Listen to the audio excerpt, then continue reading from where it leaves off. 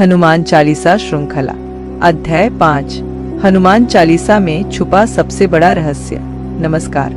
हनुमान चालीसा शायद भारत का सबसे अधिक पढ़ा जाने वाला स्तोत्र है। लाखों लोग हर दिन इसे श्रद्धा से पढ़ते हैं। लेकिन एक सवाल है, क्या हम सच में हनुमान चालीसा को समझते हैं या हम सिर्फ उसे पढ़ते चले जाते हैं? बहुत कम लोग जानते हैं कि हनुमान चालीसा में एक गहरा रहस्य छुपा हुआ है, एक ऐसा संदेश जो सिर्फ भक्ति से नहीं जीवन से भी जुड़ा हुआ है। आज हम उसी रहस्य को समझने की कोशिश करेंगे। सबसे पहले हनुमान जी के स्वरूप को समझिए।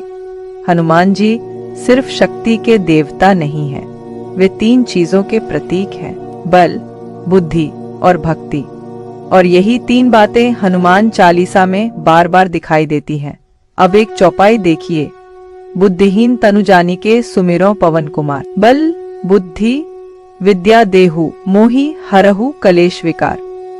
यह चौपाई सिर्फ प्रार्थना नहीं है, यह एक स्वीकार है।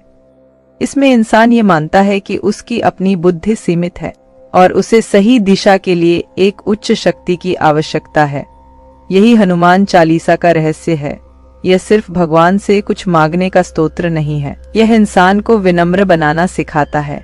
जब इंसान अपनी सीमाओं को स्वीकार करता है, तभी उसके भीतर सीखने की शुरुआत होती है। अब एक और गहरी बात समझिए। हनुमान जी की सबसे बड़ी शक्ति उनका बल नहीं था, उनकी सबसे बड़ी शक्ति थी उनकी भक्ति और विनम्रता। इतनी शक्ति होने के बावजूद उन्होंने कभी अहंकार नहीं किया, और यही संदेश हनुमान चालीसा भी देती है। जीवन में सिर्फ ताकत होना काफी नहीं है, ताकत के साथ विनम्रता भी जरूरी है। जब कोई व्यक्ति हनुमान चालीसा पढ़ता है तो धीरे धीरे उसका मन भी उसी दिशा में ढलने लगता है। वह साहस सीखता है, वह धैर्य सीखता है और सबसे महत्वपूर्ण वह विनम्रता सीखता है।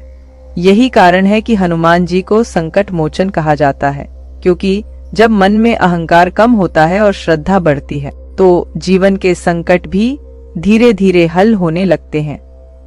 तो हनुमान चालीसा का असली रहस्य सिर्फ चमत्कार नहीं है, उसका असली रहस्य है मन को बदलना। जब मन बदलता है तो जीवन भी बदलने लगता है, और यही कारण है कि सदियों से लोग हनुमान चालीसा पढ़ते आए हैं, क्योंकि यह सिर्फ एक प्रार्थना नहीं है, यह जीवन जीने का मार्ग भी है।